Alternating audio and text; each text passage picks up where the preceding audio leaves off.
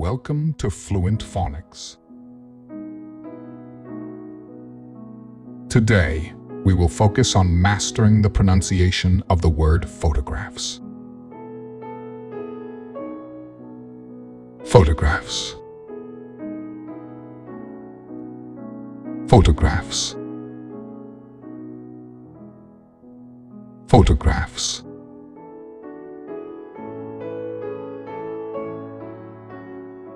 Here's an example of how one might use it in a sentence. I love looking through old photographs of my family to remember special moments.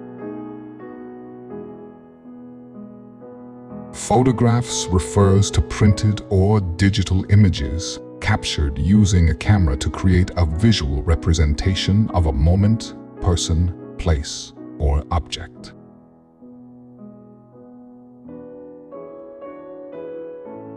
Thank you for your time. If you enjoyed this, please like and subscribe for further content.